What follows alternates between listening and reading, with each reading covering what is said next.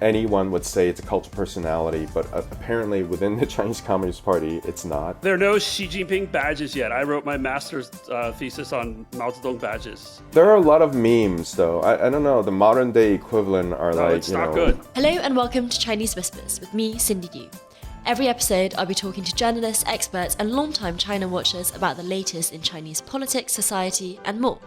There'll be a smattering of history to catch you up on the background knowledge, and some context as well. How do the Chinese see these issues? Every 5 years, Beijing goes into heightened security as senior members of the Chinese Communist Party gather. The National Party Congress is an occasion for the party to review its track record and determine its future direction. But, most crucially, it's a moment to unveil future leaders. Older members of the 7-member Politburo Standing Committee are retired, while fresh blood is brought in, including at the very top, the General Secretary. Under a norm set down by Deng Xiaoping, this General Secretary is meant to be changed every other Congress. In other words, every 10 years. But at this upcoming Congress, most China watchers expect Xi Jinping to remain in position, beginning his 3rd term in power. And he'll try to pack the Standing Committee with his own allies. So, to look ahead to this important event in the Communist calendar, with me today are 2 distinguished and clued-in guests. But before I introduce them, I also just want to do a little housekeeping. If you enjoy what we do here at Chinese Whispers, then you might also enjoy an upcoming Chinese Whispers newsletter.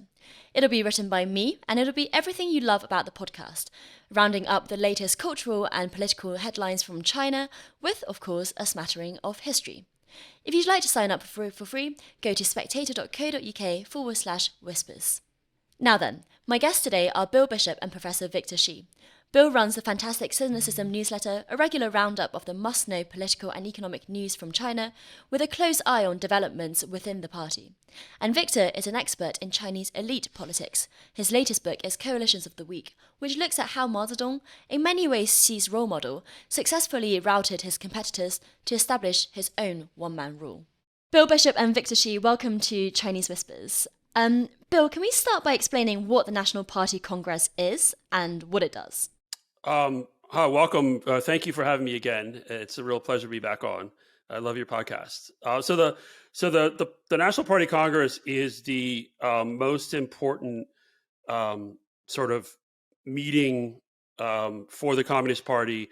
It's now held every 5 years, and it consists of a group of, I think, around 2,200 delegates. Or was that the number they just came out with? Yeah, I think so. And they then they set the broad agenda. They select the Central Committee. Then the Central Committee, out of that comes the Politburo and then the Standing Committee. And then the Standing Committee and the Politburo sort of run the party on a sort of a more regularized basis. And so you have the Party Congress will meet. Sort of they'll have this will be the 20th Party Congress, and then sort of every year for the next 5 years you'll have one plenum or so, which is.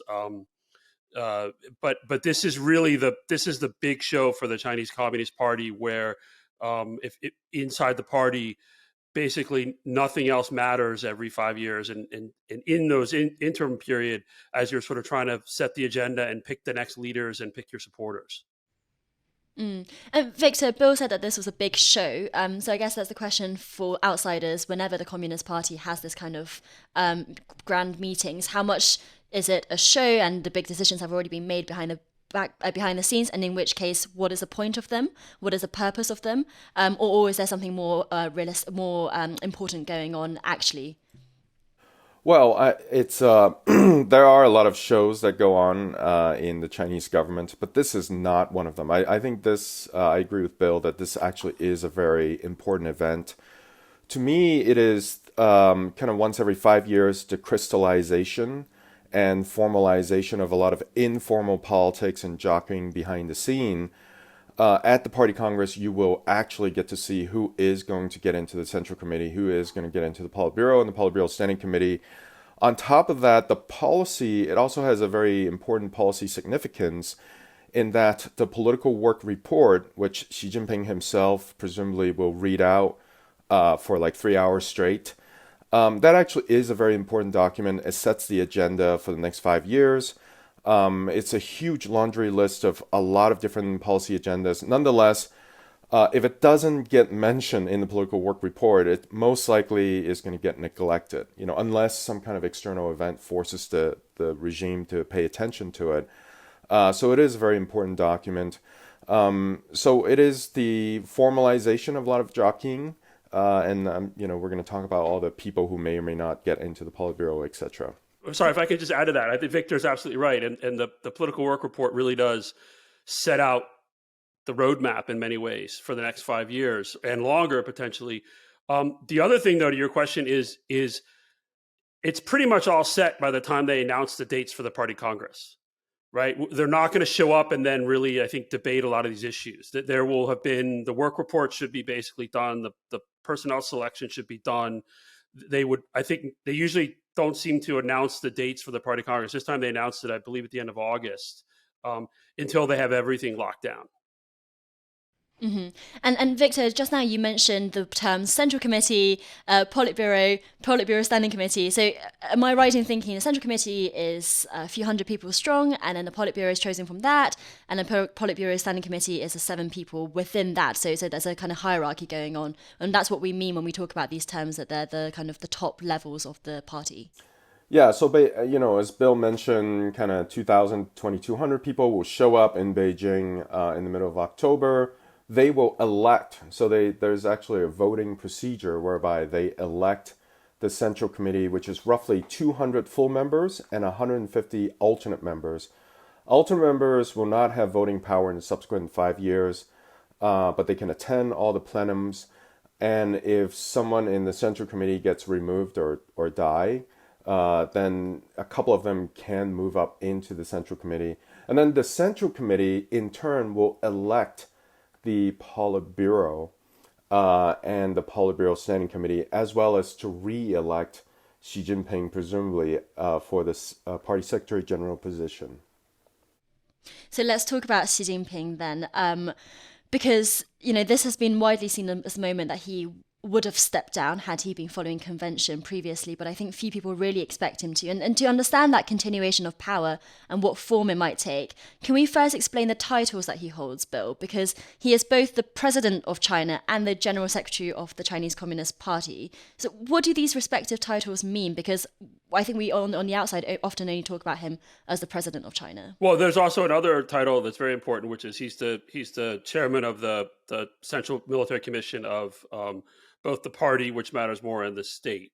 But the president title really in Chinese is 主席, it's chairman, but it gets translated in English as president, even though it really isn't sort of analogous to, say, the U.S. president. But from a party perspective, the general secretary position is the key. He is the core of the party.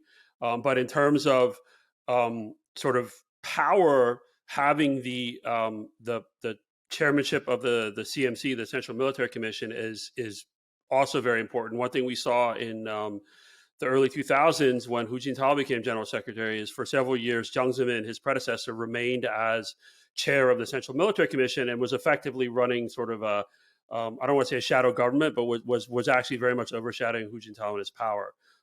There does not seem to be any real doubt that Xi will get all those titles if he wants them. There is some talk about re-adding back a title of party chairman that Mao Zedong had that might sort of reshuffle things, but whatever comes out of it, I don't think we're going to see any sort of diminution of Xi Jinping's stature or power. Mm-hmm. And Victor, the distinction between president and general secretary then, is it between state and party? That distinction, that the president is head of the state and the general secretary is head of the party, essentially. So one is a party function, one is a state function. That's right. And do they get confirmed at the same time, or is it different parts of the party calendar? So only the party positions will be confirmed at the 20th Party Congress. If he wants it, as Bill pointed out, he can get an extension as the state chairman at the National People's Congress, which will be next March or so. Well, Bill, you're forgetting a possible new title, 人民的领袖. I don't know if that's going to be the people's leader. People's leader. Or Volksführer, if you want to say that in German. Yeah, so that's been making the rounds on the press. I wonder if it's going to get formalized. That would be pretty interesting. What would that mean? Would that just be like calling Deng Xiaoping like paramount leader? Does it have any formal role associated with it? That is the question. I mean, you can write some things in the party constitution. So there's been, all this talk about revising the party constitution. The two 确实, like the two confirmation establishments will be written in. We know that. Will something else be written in? I mean, one potential development, not I don't think for this party congress, but potentially 5 years from now, is that she will get this very lofty title, which encompasses control over party, state, military. Then he can delegate one of his positions, most likely the Secretary General position, to another person, a potential successor. So this could be setting the stage for it, but this is all pure speculation. We don't know if any of that's going to happen. I would guess that most people in the Chinese government would not like to be the designated successor, because past designated successors have not met with a very good end. And there you can read my book, actually, if you're interested in that, of course. It's basically putting a large target on your back and your front, right? Yes. But to the people, That's really interesting. but to the people's leader that sort of I don't know if you call it a title or sort of appellation to Xi Jinping. That whether or not it brings any formal authority, it certainly brings him sort of, if you think one of Xi's goals is to be sort of at or above Mao Zedong in sort of the pantheon of the Communist Party history, then Mao Zedong was also a 领袖, right? And that's a very specific term in Chinese. Hua Guofeng got it for a little while, but then he didn't really matter after a bit. So this would be another kind of elevation of Xi Jinping, along with, for example, if the Xi Jinping thought on socialism and Chinese characteristics for a new era becomes sort of shortened to just say Xi Jinping thought in the constitution. Those would both be sort of putting him up at the Mao Zedong level, which I think he does seem to want from what we can observe. But taking a step back, I want to disaggregate these titles because I want to look at the continuation of power of Xi and what that really means when pundits and when China watchers talk about that. Because Victor, as you say, presidents get decided at the National People's Congress each in the spring. So this National Party Congress that's coming up is to confirm him as General Secretary again. And I think there's a lot of confusion because what he abolished in terms of term limits a few years ago was actually the term limits to the president, not to the general secretary. So he could always have stayed on as general secretary. So Victor, I think should we talk a little bit about why he wears these three hats at the moment? Like, what were the circumstances that meant that he and his two predecessors were seen as it was the norm for them to wear three hats? So this was not always the case in the 1980s. Deng Xiaoping was the chairman of the Central Military Commission, but did not serve as Secretary General, did not serve as state president. Those positions belonged to other people. In the 1980s, there was power sharing between sort of the survivors of the Long March generation. Again, you can read my book about all about how that came about. But basically, toward the end of the 1980s, especially after the trauma of the Tiananmen Square massacre, a new leadership had to be established. The Long March generation knew that they were getting old, they were going to die in a few years' time, so they wanted to entrust whoever the successor is with a lot of formal power so that at least they have a chance of hanging on to power. If you divide up the power among, very weak, very junior officials, they wouldn't even have a chance of staying on to power. So the person they picked, Jiang Zemin, was eventually entrusted with all three positions: Secretary General, Chairman of the Central Military Commission, as well as State President. After a few months' time. So, Deng Xiaoping waited 2 or 3 months before stepping down from the CMC chairman position and handing it over to Jiang Zemin. And after that became the norm. The other norm that was established around that time was that whoever is chosen as the Secretary General would only serve 2 full term, so that even at the 1992 14th Party Congress, it was understood that Hu Jintao would become the next Secretary General in 10 years' time, in 2002, which he became. And so by serving a 3rd full term, Xi Jinping would be violating that norm that was set forth. I mean, granted, it's not a super new norm, super old norm, because it was just established in the early 1990s. But nonetheless, both Jiang Zemin sort of stuck to it, because he tried to stay on for a couple of years as CMC chairman. But Hu Jintao definitely adhered to it and stepped down from all of his positions in 2012. Xi Jinping is not going along with it. In the party constitution, there's no limit to the terms of the Secretary General. And the reason is because the Chinese Communist Party was and still is a revolutionary party. And during a revolution, you can't make a lot of rules for the leadership because anything can happen. The KMT can swoop in and arrest everybody. So you have to entrust enormous amount of power in the hands of the Secretary General. They never got around to changing it. So even after Chairman Mao and everything that he did, the only thing they changed was that, a cult of personality is not a good thing in the party. That is still mentioned in the party, although in the party constitution, although I don't know what you would call what's happening today, which anyone would say it's a cult of personality, but apparently within the Chinese Communist Party, it's not, so... There are no Xi Jinping badges yet. I wrote my master's thesis on Mao Zedong badges. So we still don't have the Xi badges yet. Once we do, then it'll be really. There are a lot of memes, though. I don't know. The modern day equivalent are it's not good. Xi Dada memes, Mm-hmm. Yeah, Papa Xi or Uncle Xi. Bill and Victor, as an aside, did you guys see that guy flipping dumplings who really looked like Xi Jinping, who's been making the rounds on Douyin?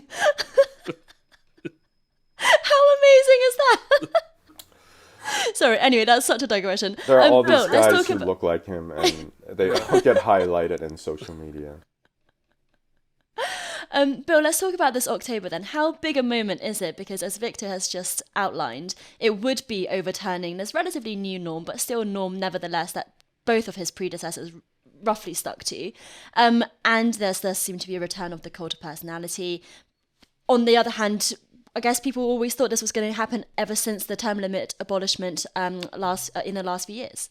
So, I think it is a big deal because if he does stay on, it really does represent in some ways, I think, a real regression in what a lot of outsiders, a lot of people inside the Communist Party too, I think thought was a progression towards some sort of institutionalization within the Chinese Communist Party.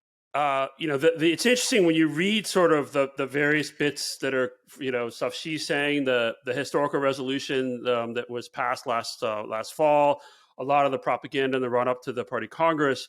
The argument really is being made that China, that they're in this very special moment. They're as closer to this national rejuvenation they've ever been, and they need sort of a strong leader to continue, right? And of course that, this is a sort of the two establishes plays into that, this idea that the strong leader, the continuity, they need Xi Jinping, right? So they're very much laying the groundwork for Xi to be basically the person running the show for as long as he wants.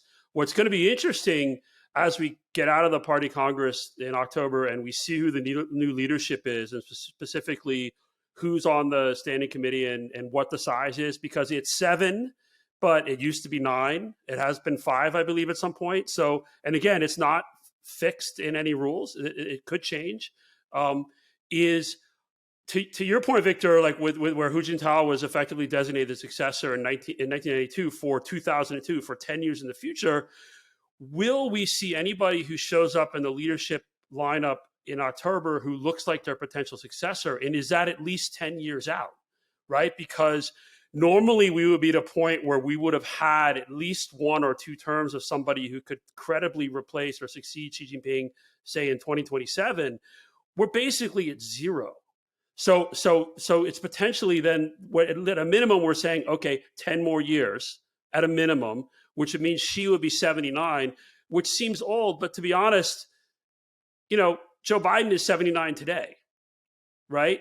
So from a sort of a perspective of a world leader, Xi at 79, I mean, there's no reason he can't keep going sort of physically and mentally. And in some ways, I think the Chinese leaders seem to age better than the Western leaders. Well, I mean, they have better care, I think. But in all seriousness, there'll be lots of things that we're going to have to pick through coming out of the 20th Party Congress, both from what's in the report, but then also really, it's not just like who's premier, it's are there any credible successors even in light of now? And if they're not, then we're looking, I think you can really credibly push out the timeline for Xi Jinping to remain in power. Right, because 15 years ago at this point, we had already seen Xi Jinping and Li Keqiang, who at that point had a realistic stab at the top leadership, already coming out through Hu Jintao's time. So, Victor, well, let's talk about that then. Who do you think are going to be forming the standing committee, the Politburo standing committee, come this October? And what does that say about power and succession? Two people almost certainly will have to step down. That's Li Zhenshu and Han Zheng, because they're above the age of 67. So according to the established norm, again, 七上八下, 67, you can stay, 68, you have to retire. So that's 7 up, 8 down, which is like this kind of informal retirement threshold? That's at the Politburo and above level. So at the ministerial level is... Except if you're the general secretary. Right, who is 69. And yes, Secretary General Xi Jinping is 69, but he has no retirement age. Again, there's no norm for the most powerful. But to be fair, there never was especially strong norms on age, and Jiang Zemin flouted it, and so on and so forth. So, basically, I think the two people most likely to join the Politburo Standing Committee are Ding Xuexiang. And I still like Li Qiang, so it's either going to be Li Qiang or Huang Kunming to take the other seat.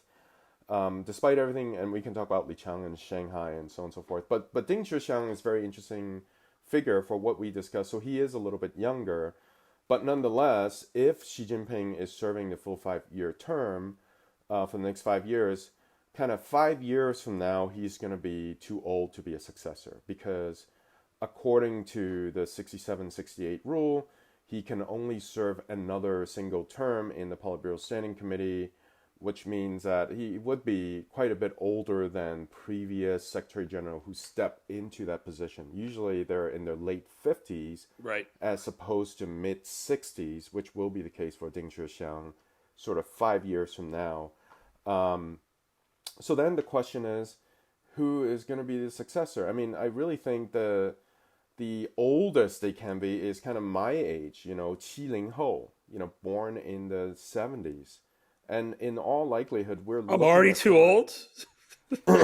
Yeah, we're too old, man. Got some news to bring to you, Bill. The newsletter's doing so well. You don't need that. Ba Ling Ho, like someone who's born after the 1980s. Millennial. So, I mean, we're really looking at some very young people here for potential successor eventually, right? Because, as Bill pointed out, I mean, she is actually just 69 this year, which, again, if you compare to Joe Biden and these other people, Abe and so on and so forth, yeah, he's got easily another 15 years, if not longer. Bill, I don't want to bring this too much back to Xi Jinping, but I saw a theory that said that he might set an expiry date on himself. He might say, I'll serve one more term, and then, I'll hand over, whatever it is. Obviously, hearing what you guys are saying about who would want to be a successor in this kind of system, but what do you make of that theory, Bill? Do you think he wants to stay on forever? So very specifically, recently there's a Chinese venture capital firm that's been circulating a theory or a speculation that Xi Jinping will announce that he's only going to serve one more term as general secretary and Wang Yang will become premier. I don't know. I think that we don't know. And quite honestly, why would he, if he were to say, I'm only going to serve one more term, then he's already basically said, I'm a lame duck. Which would seem to fly in the face of his view of how to gain and increase and consolidate and exercise power. It's possible, right? I think part of that theory comes from this idea that he's made, the belief that, he's made a bunch of mistakes, so therefore there are pressures within the system, especially among some of the retired senior cadres, who want to sort of clip his wings. And I can see why that would logically be the case. I'm not sure I can see how that functionally would happen. So I don't honestly.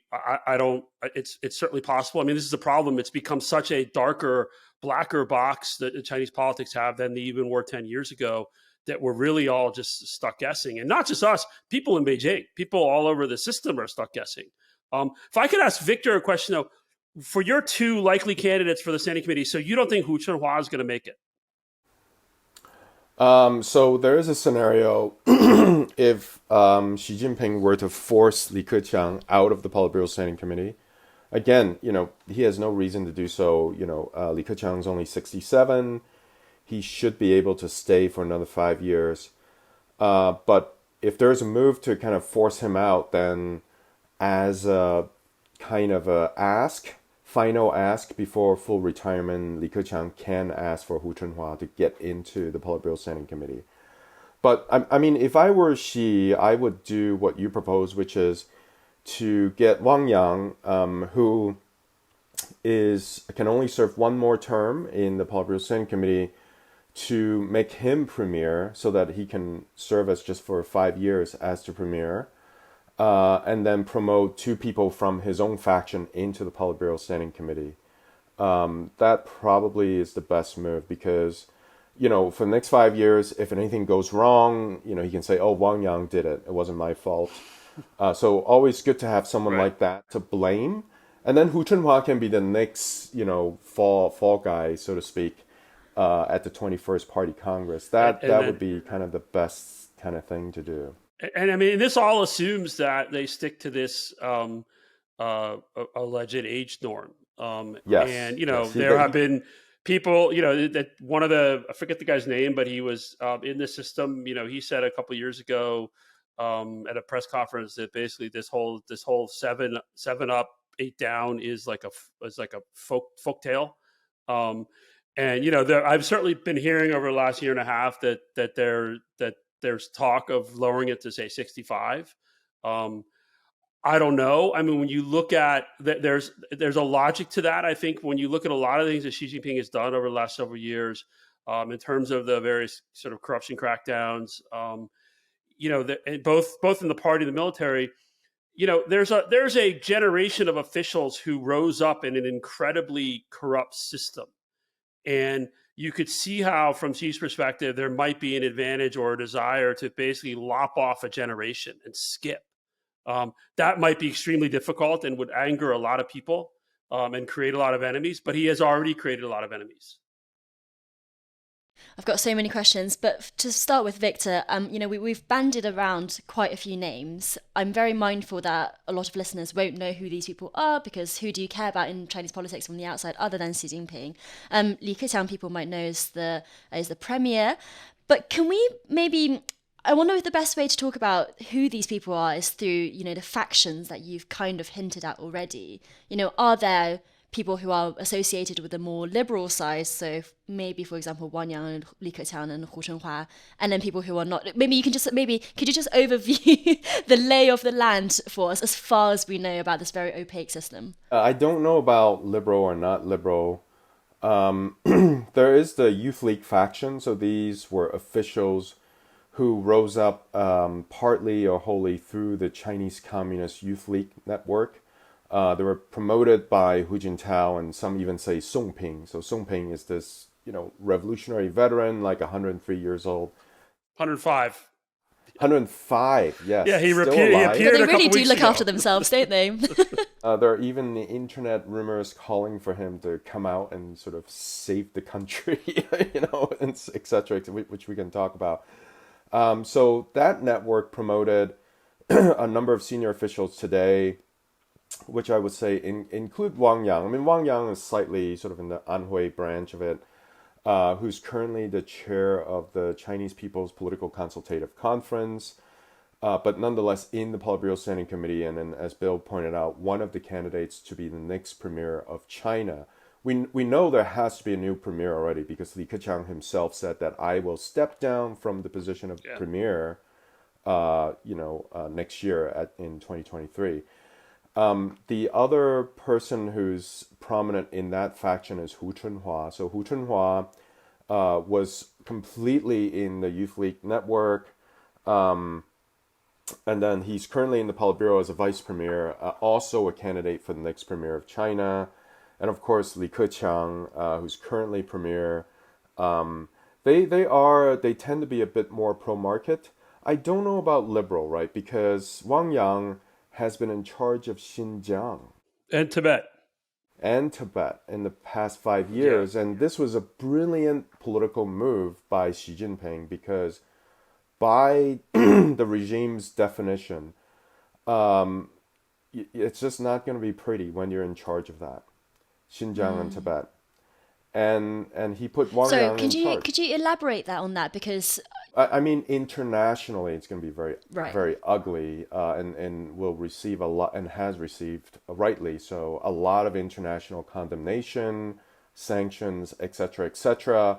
Wang Yang has been involved in that. He can't. There's no portraying him as the liberal good guy, so to speak, because he's been in charge of Xinjiang and Tibet.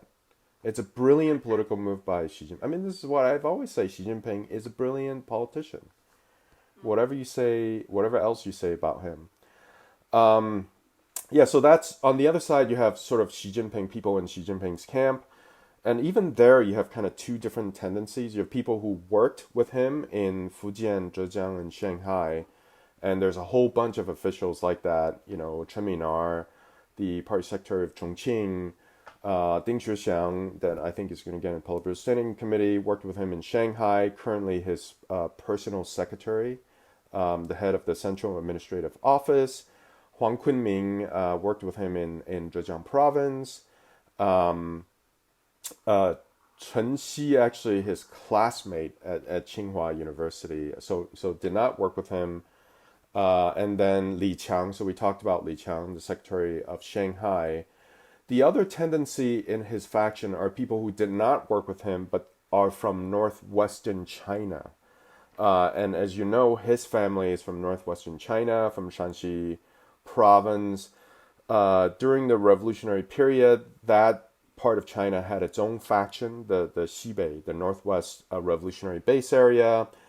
The descendants and the former private secretaries of a lot of these elders from that faction are today some senior officials. So Li Xi, so I find Li Xi to be a very, currently the secretary of Guangdong province, the head of the Guangdong province. Very interesting guy. He was the personal secretary of a guy who was friends with Xi Zhongxun, with Xi Jinping's father. But nonetheless, never worked closely with Xi Jinping himself. And today, actually, numerically speaking, he has the largest faction. So I do these kind of calculations of like who's in whose faction. Numerically, Xi Jinping today does not have the largest faction. It's actually Li Xi has the largest faction. Nonetheless, of course, publicly speaking, Li Xi swears his allegiance to Xi Jinping over and over again.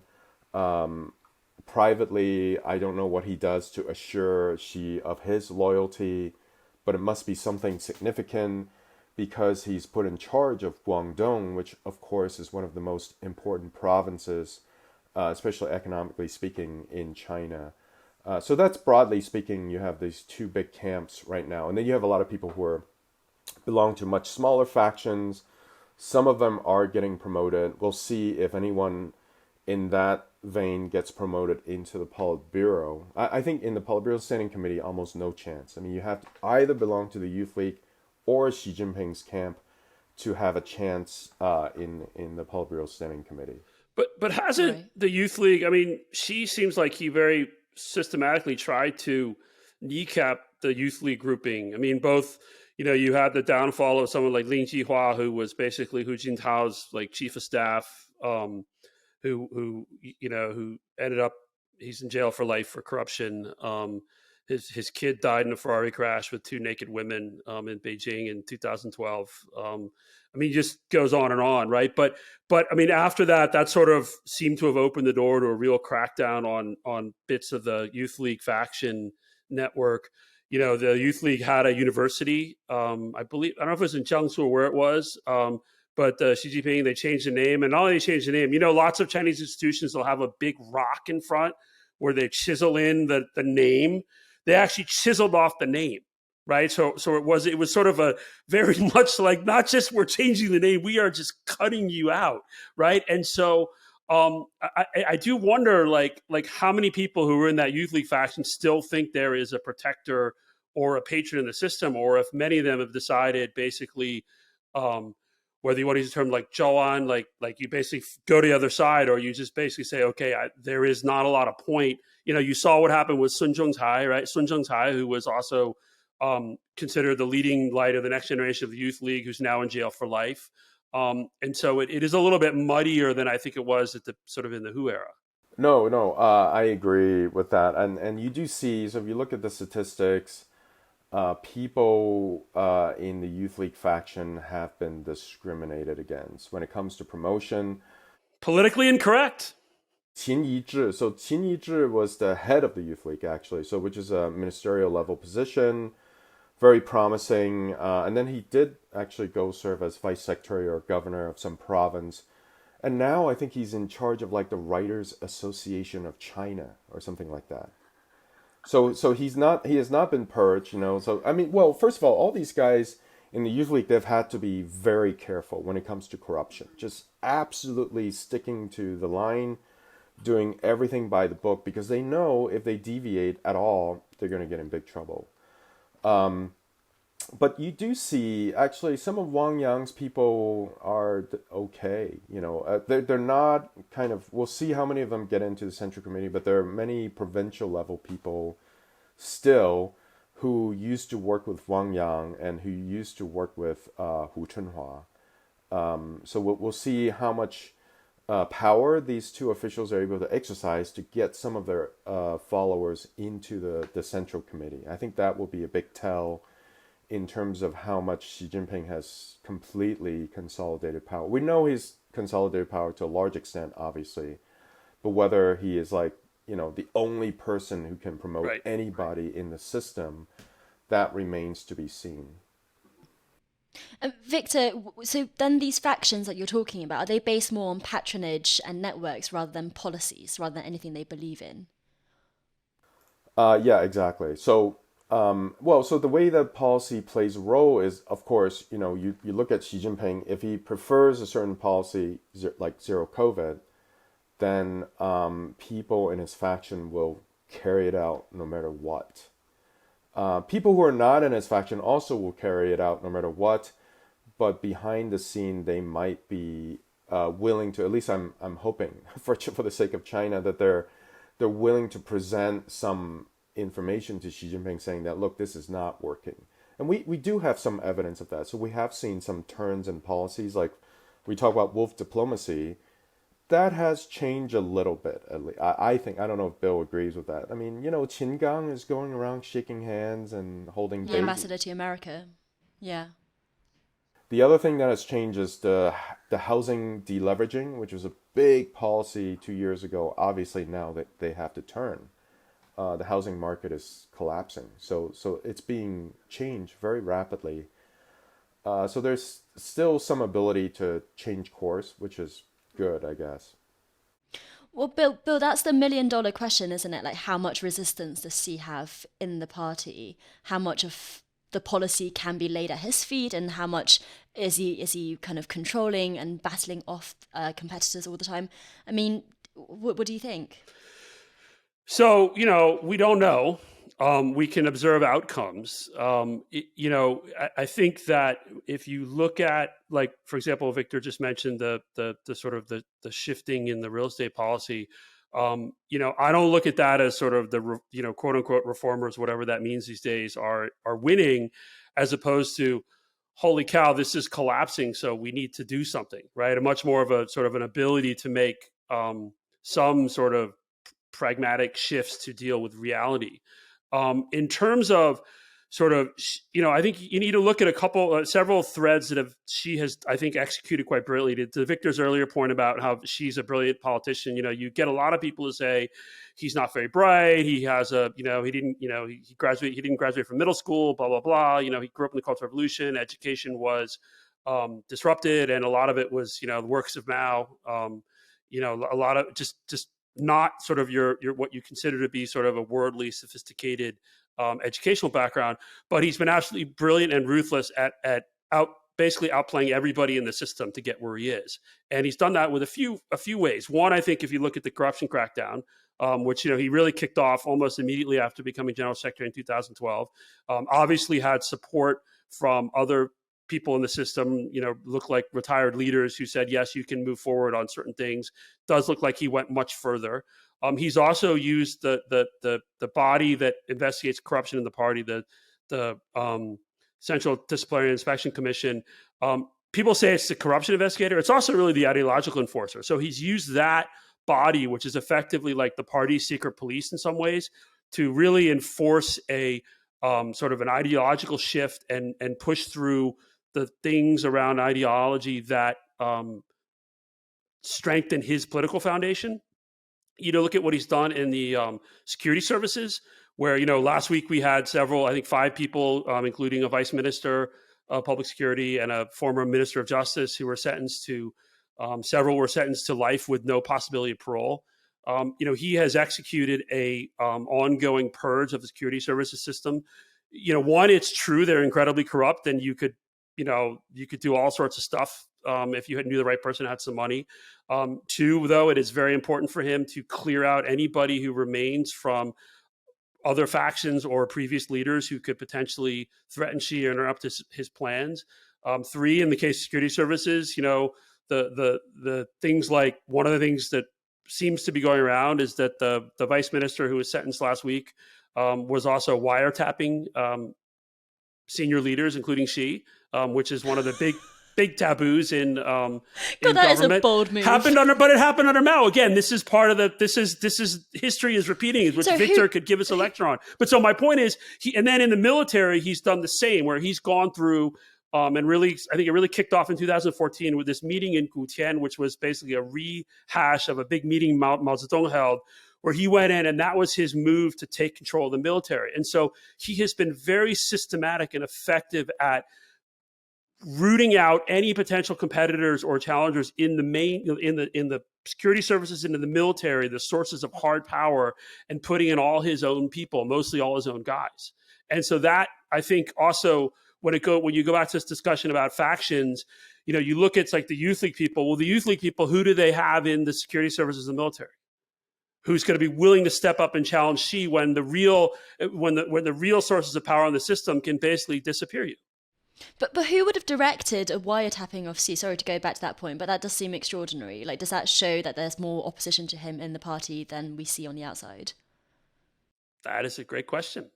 Victor, do you have an opinion? I think that... No. I will speak historically. So the person who did this for Mao was Yang Shangkun. So Yang Shangkun was the head of Zhongban, of the Central Administrative Office. And he wiretapped Mao because he needed to know everything that Mao said.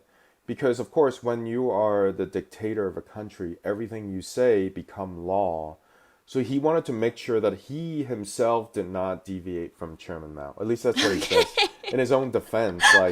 It's like, I don't want to violate your dictate because... And so in order to do that, I need to literally know everything that you dictate out loud because your dictates are dictates. So that's why he recorded everything. And I actually think Mao at some point did give his permissions, like, sure, just go ahead and record everything. I said, I don't really care. But later on, that was brought back as evidence, like, oh, how dare you record me? This is counter-revolutionary, right, etc. And Yang Shangkun spent, years in jail. Before he was appointed to run the military, actually, during the Deng period. So it's very interesting history. Today, is this Sun Lijun who was doing this, or Fu Zhenghua? That's the word. And then, like, one of the guys, the Liu Xunyun, who was sentenced last week too, was actually in charge of, like, forget the exact term, like the technical bureau at the Ministry of Public Security when it was happening. And then he moved out to Shanxi. But like classically, there's the official story of what these guys did, and then there's like the backstory that goes around that people talk about. Well, this is what they really did, and we don't know, but the speculation is always pretty fascinating. What about the generation that are skipped over by Xi's continuation in power then? Victor, do we not expect that there will be a lot of ambitious people in the Communist Party who thought that they would have their chance by the time it got to them and are now being looked over? Are they a dangerous thing to be considering? Well, many of these people have been promoted into the Politburo already. So, where there's quite a bit of power already. I mean, it's a very pyramidal system.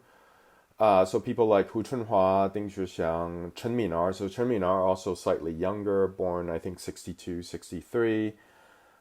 These are officials who, definitely would have had a chance to get into the Politburo Standing Committee and potentially even serving as the Secretary General. But because of Xi Jinping staying, because of the lack of generational turnover in general, many of these people are going to stay in the Politburo, which I would say is not such a terrible outcome. And you begin to see this kind of happening in the late Soviet period, where a lot of these people, they're in the Politburo, they just come to run the policy area that they're in charge of as a fiefdom, and then they obviously engage in corruption.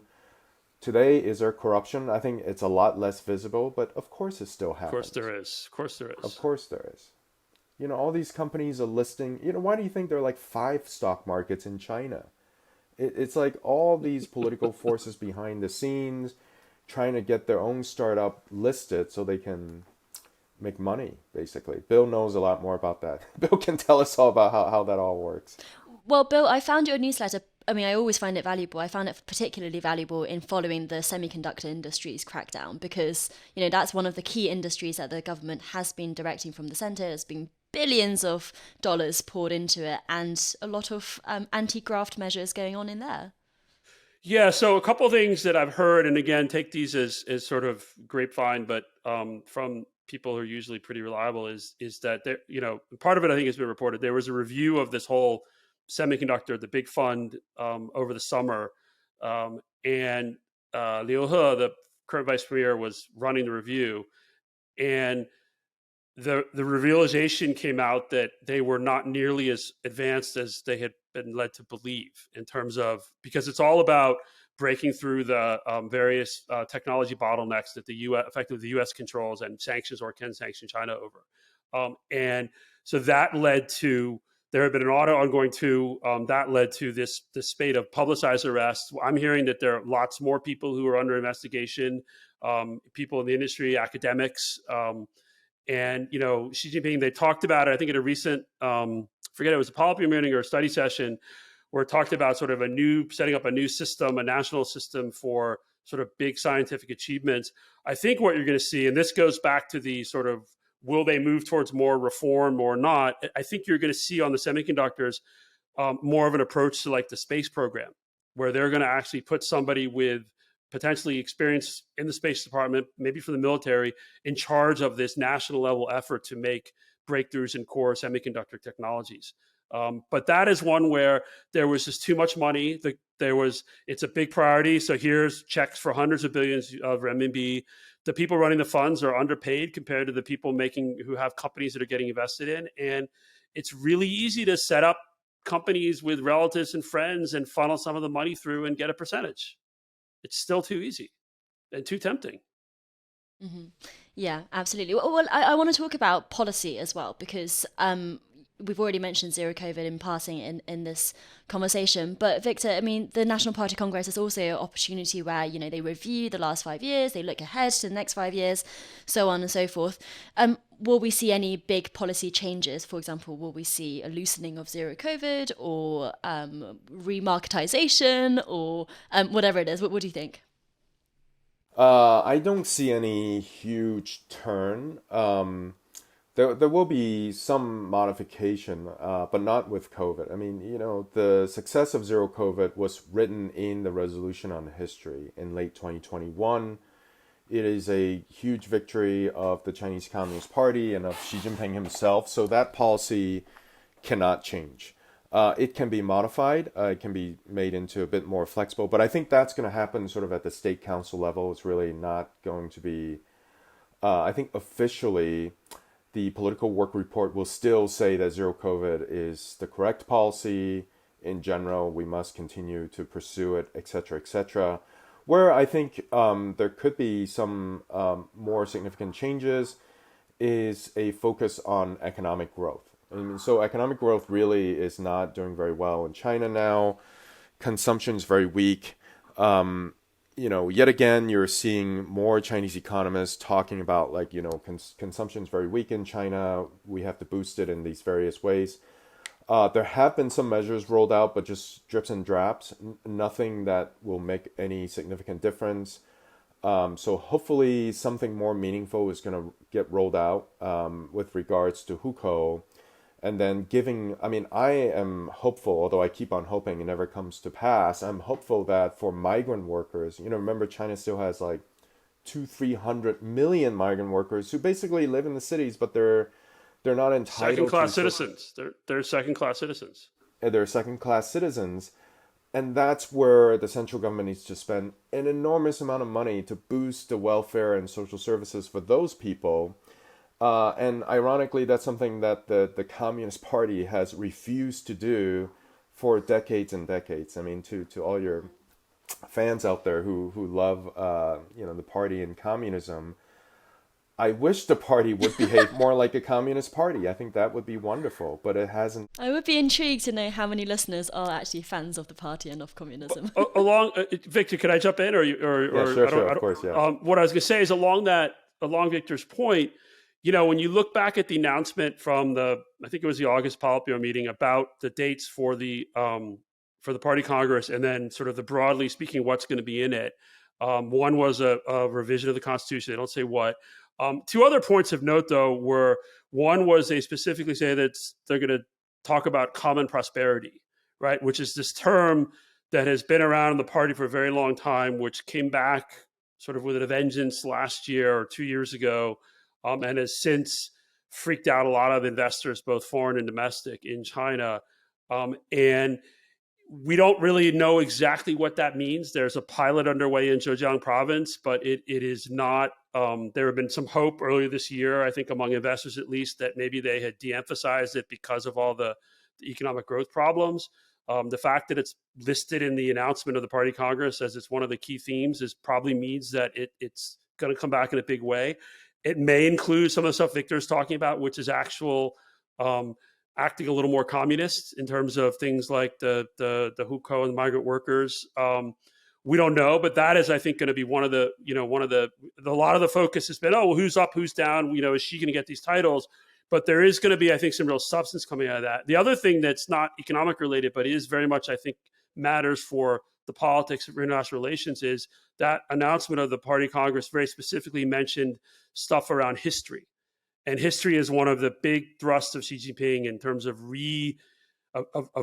controlling history and reshaping history about China and what happened to China and China's place in the world. And that, depending how it goes, could be cause a lot of frictions internationally, and also could lead to some, I think, some potential stress inside China on a political perspective. Well, Bill, that reminds me of something I read in your newsletter about this kind of state-sanctioned revisiting of the Ming dynasty and whether or not it was a good thing that during that time, China closed up to the world, and actually saying, yeah, actually, unlike received wisdom, it was a good thing for China to have closed a bit more. That was an essay came out over the summer, basically a very revisionist essay saying that that sort of China's closed approach to the world in the last two dynasties was actually not bad. And the sort of the top level is it had its advantages, right? And it was written by a journal that's affiliated with a new institute that was set up, I think, in 2019 under the Chinese Academy of Social Sciences by somebody who is known to have had a relationship with Xi Jinping, seen as quite leftist, and it freaked a lot of people out inside China because it was a sort of in the context of what's going on with dynamic zero COVID and the way China has closed itself off. This was seen as an intellectual historical justification for a much more sort of closed off isolationist policy that could also be sort of married to this idea that the leadership started pushing this idea of a dual circulation strategy, which was really sort of focused more on the domestic market. Yes, we'll use the foreigners for capital and stuff we need, but we're gonna screen out a lot more stuff in terms of culture and ideas. And that very much is one of some of the key themes of the Xi era so far. And so this piece, again, freaked out a lot of people. You've had some academics sort of come out and say, oh, this is a bad idea. We're sort of left wondering. Now, when this institute was founded established in 2019, Xi Jinping wrote a letter to it, commending it, congratulating it for its creation, which again leads people to think, well, is this sort of Xi really believes this, or is this some sort of balancing among like leftist conservative ideas and not so much conservative before the party Congress? We don't know, but it's not an encouraging sign. And again, the way when I say that, I'm not talking about like for foreign reserves. I'm talking about people inside China who were very freaked out by this because of what it could potentially portend. Yeah, I have to agree. But you have to look at things from the party's perspective. What happened in the past 2.5 years since COVID, in terms of China's exchanges with the rest of the world, has been perfectly fine. Yeah. Trade continue. In fact, China ran the largest trade surplus it had ever ran in 2020 and 2021. This year, maybe a little bit smaller, but mainly because, Europe, consumption in Europe has sort of fallen off. At the same time, there's a very high barrier to entry for foreigners going to China. No big deal. They're all spies anyway. There is a very high barrier for Chinese people to leave China because of zero COVID. Also not a big deal because, these people are just going to go and buy expensive purses in France. We don't need that, right? And see how the rest of the world is reopened. Yeah, exactly. Victor, you're right. No, it's a feature, not a bug. Yeah. Well, I think, Victor, that's particularly interesting because it's so easy to think Xi has completely screwed this one up. Look at zero COVID, look at the fact that China is still living under repeated lockdowns, look at the economy, look at the choking of your homegrown Silicon Valley. Look at the closing of the Chinese mind when it comes to kind of psychologically how you think about foreigners and international community. But Victor, you're pointing out actually that people in the party and people from the party's perspective actually think that he's done okay, if not actively good. Well, look, some of the tragedies that unfolded in Shanghai, I'm sure privately, even party insiders thought that was not ideal. But I think for them, it was more of a kind of a logistics issues than the problem with the overall policy of zero COVID. I think there is still, even not just in the party, but at the popular level, there still is a lot of support for zero COVID, actually. And you have to remember, all these videos that you see, like people getting angry, they're fighting with the police and so on and so forth. Those are very few cases in the midst of like an enormous scale of rolling lockdowns. I mean, there are dozens and dozens of cities at any given time which are under lockdown in China. Ruili, on the borders of Burma, has been in lockdown continuously for, 2 years, whatever it is. You don't see a big riot there. And in fact, in Ruili, I think Bloomberg or somebody did a really excellent series of pieces on it recently. It's super draconian. People have been basically incarcerated in their homes continuously for years. And so I think this policy can continue. I think it's terrible for China's economy, actually, and also for the population, right? If you want the population to grow, there has to be family formation. If people can't leave their apartments, how can you possibly have family formation? You can't. And you're also breaking up some families, presumably. Yeah, breaking up families. Well, okay, some families are having more babies, whatever, but at least on the margin, you can't have a family formation if this continues.